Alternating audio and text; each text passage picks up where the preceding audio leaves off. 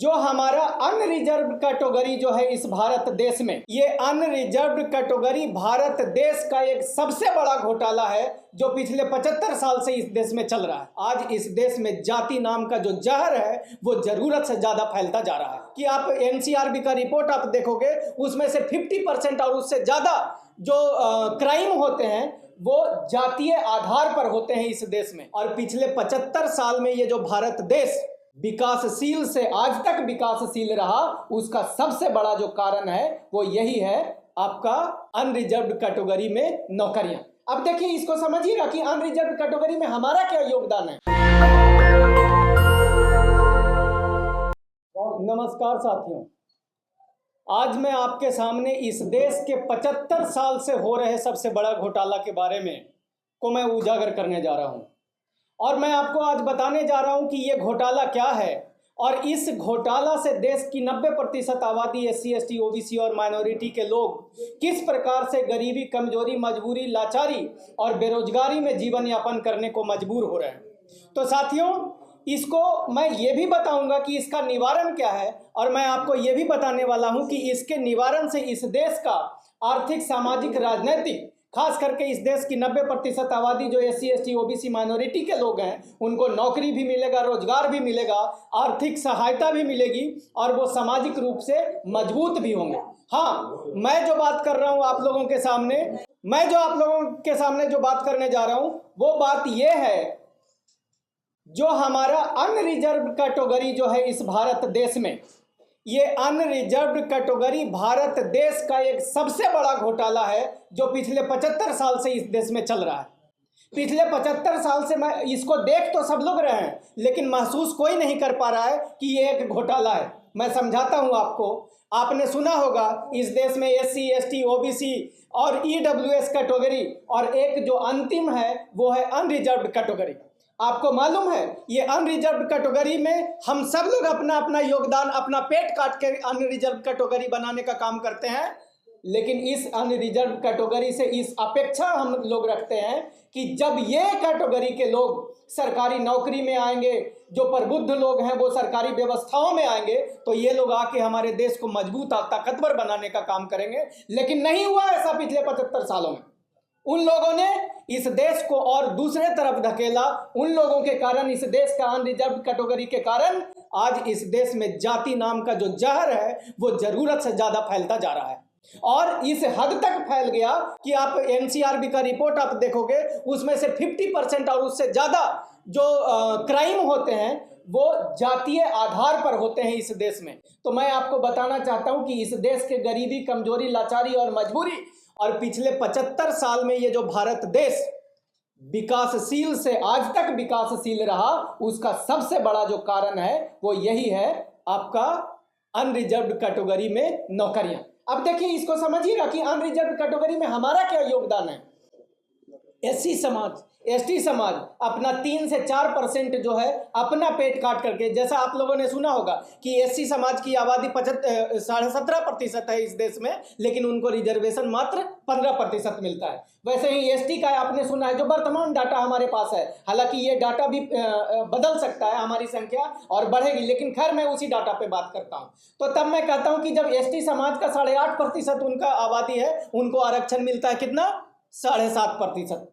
उसके बाद OBC समाज को आप देखोगे, इनकी आबादी बिहार की जाति जनगणना को अगर हम लोग आधार मान लें तो बिहार की जाति जनगणना से ये कहता है कि 63% पॉपुलेशन जो है इस देश का वो है OBC समाज का, लेकिन उनको आरक्षण कितना मिलता है, मात्र 27%। इसका मतलब ये हुआ कि OBC भी अपना पेट काट करे, लगभग 33 से 34 या 34 से 35% अपने हिस्से का, अपने अधिकार का इस देश के निर्माण में, राष्ट्र के निर्माण में वो अनरिजर्व कैटेगरी के नाम पे उन्होंने दिया है।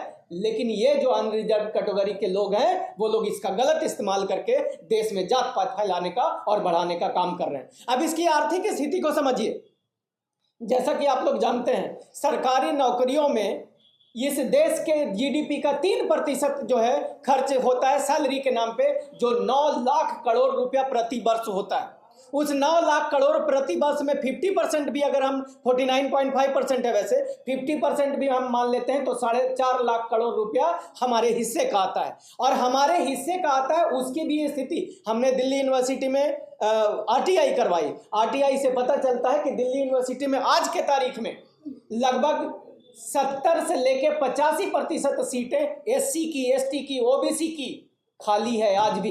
इसका मतलब जो 4.5 लाख करोड़ रुपया जो हमारे घरों में जानी चाहिए थी, उसमें से लगभग 1.5 लाख करोड़ रुपया हमारे परिवार, हमारे समाज, इस देश के एससी, एसटी, ओबीसी के लोगों के पास जा रही है। इसीलिए इस देश के एससी, एसटी, ओबीसी लोग गरीब, कमजोर, लाचार, मजबूर और बेरोजगार हैं। मैं सही बोल रहा हूं? मेरी बात समझ में आ रही है आप लोगों को? अब मैं आपको बताता हूं, ये जो यानी आपका इधर हो गया, और उसके बाद आप देखिए कि इसमें से जो आज हमको आरक्षण में जो हमने अपनी कुर्बानी वहां दिया, ईडब्ल्यूएस कैटेगरी का नाम आपने सुना है। इस देश में सवर्णों की आबादी अलग अलग स्टेट में अलग अलग है, कहीं 6% है, कहीं 7% है, कहीं 8% है, अगर उसमें से मुसलमानों को निकाल दिया जाए तब। लेकिन आरक्षण के नाम पे ईडब्ल्यूएस कैटेगरी के जो लोग हैं वो 10% में 10% आरक्षण लेके बैठे हुए हैं, और इसका मतलब उनको 100% आरक्षण मिलता है, और बाकी लोगों को किसी को आधा और किसी को कुछ, उससे कुछ कम। तो इसका मतलब ये हो गया कि इस देश में 6 लाख करोड़ रुपया जो एससी, एसटी, ओबीसी, माइनॉरिटी समाज के लोगों का है, उन लोगों का पैसा इस देश का अनरिजर्व कैटेगरी के नाम पे जा रहा है, और इससे देश को कोई लाभ नहीं मिल रहा है। तब हम लोग यहाँ पे प्रपोज करते हैं, WTP, डायमंड परिवार, यदुवंशी महासभा और इस देश की सारी बहुजनों की जितनी भी संस्थाएं हैं, वो सारी बहुजनों की संस्थाएं ये प्रपोज करती है कि जनरल यानी अनरिजर्व कैटेगरी के जगह पे एक नया कैटेगरी लाया जाए, जिसका नाम हम लोग राष्ट्र निर्माण कैटेगरी रखें। समझ रहे हो? उसका नाम राष्ट्र निर्माण कैटेगरी। और राष्ट्र निर्माता ये कौन कौन लोग होंगे, इस कैटेगरी में कौन लोग आएंगे? तो इस कैटेगरी में वो लोग आएंगे जो अंतर जातीय शादी करेंगे, या इंटर कैटेगरी शादी करेंगे, या इंटर रिलीजन शादी करेंगे। उदाहरण के तौर पे कोई एससी जो है अगर किसी ओबीसी से शादी कर लिया तो वो राष्ट्र निर्माण कैटेगरी में आएगा। कोई ओबीसी किसी ब्राह्मण से शादी कर लिया तो वो राष्ट्र निर्माण कैटेगरी में, राष्ट्र निर्माता कैटेगरी में आएगा। तो कहने का मतलब ये जो कैटेगरी अगर बनाया जाए और इसमें 25% आरक्षण हम लोग लेकर के आए उन लोगों के लिए, तो आप समझिएगा, डेटा से मैं आपको समझाता हूं। 7th पे कमीशन के बाद ये पता चल गया कि इस देश में लगभग 36 लाख लोग सेंट्रल गवर्नमेंट में काम करते हैं। बिहार की जाति जनगणना से पता चल गया कि 20,47,000 आदमी सिर्फ एक स्टेट में स्टेट गवर्नमेंट की नौकरी करता है, और बिहार जैसी इस देश में लगभग 20 ऐसे स्टेट हैं जो 20-20 लाख लोगों को नौकरी देता है। इसका मतलब अगर एवरेज हम निकाल लेते हैं तो ये जो संख्या होती है वो लगभग 4 करोड़, यानी 4 करोड़ 36 लाख लोग सरकारी नौकरी इस देश में करते हैं। और उस 4 करोड़ 36 लाख लोगों को हर व्यक्ति जो भारत देश में रहता है वो उसकी मैक्सिमम जो नौकरी करने की जो समय होता है वो लगभग 30 साल होता है। और 30 साल में इसका मतलब ये हो गया कि हर साल लगभग 14 लाख लोग रिटायर करते हैं। जब 14 लाख लोग रिटायर करते हैं, इसका मतलब 14 लाख लोगों की रिक्रूटमेंट भी होती है। अगर उस 14 लाख में 25% हम राष्ट्र निर्माता की कैटेगरी में रख दें तो इसका मतलब 3.5 लाख बच्चे हर साल इसकी सीटें हर साल वैकेंसी निकलेगी। और आप लोगों को जान करके अच्छा लगेगा कि भारत देश में एक सीट पे तो कम से कम 100 बच्चा तैयारी करता है सरकारी नौकरी के लिए। मैं सही बात कर रहा हूँ? इसका मतलब चलो 100 को हम छोड़ देते हैं, उसको लेकर के हम आ जाते हैं 10 बच्चा भी अगर एक सीट पे नौकरी करता है, इसका मतलब 35 लाख ऐसे लोग हो जाएंगे इस देश में जो लोग inter category, inter caste, inter religion शादी करेंगे। इसका मतलब इन लोगों के इंटर कास्ट, इंटर रिलीजन शादी करने से इस देश में ये जो जाति नाम का जहर है, जो पॉइजन ट्री है, ये धीरे धीरे दरकने लगेगा, पिघलने लगेगा और टूटने लगेगा।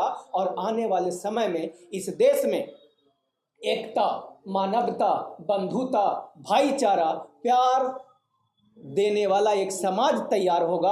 और जब ये समाज तैयार होगा तो आज जो आप लोग सुनते हो कि जाति के आधार पर इंटरव्यू में किसी को नंबर कम दे करके हटा दिया गया, लेकिन आप इमेजिन करो कि अगर एक एससी कोई एक अपर कास्ट के लोगों से शादी कर लेता है और उनके लोग इंटरव्यू में बैठे होते हैं, जब वो लड़की, वो महिला इंटरव्यू बोर्ड में जाएगी तो उसके साथ वो आदमी गैर बराबरी नहीं कर पाएगा। इसका मतलब उसके साथ वो लोग भी आगे बढ़ जाएंगे जिसके साथ वो परिवार जुड़ा हुआ है। तो कहने का मतलब मिला जुला के 1 साल में लगभग 1 करोड़ ऐसे व्यक्तियों का निर्माण होगा, ऐसे युवाओं का निर्माण होगा, ऐसे ब्रिगेड तैयार होंगे जो जाति के खिलाफ लड़ाई लड़ने का काम करेंगे और इस देश में मानवता, एकता और बंधुता को वो लोग लागू करने का काम करेंगे कि इस देश में भारत निर्माण कैटेगरी को लाया जाए और इस देश की सरकारों में और सत्ता में बैठे हुए, मैं खास करके बहुजन समाज के जितने भी मुख्यमंत्री इस देश में हैं, आपके माध्यम से उनको कहना चाहता हूं कि वो अपने स्टेट में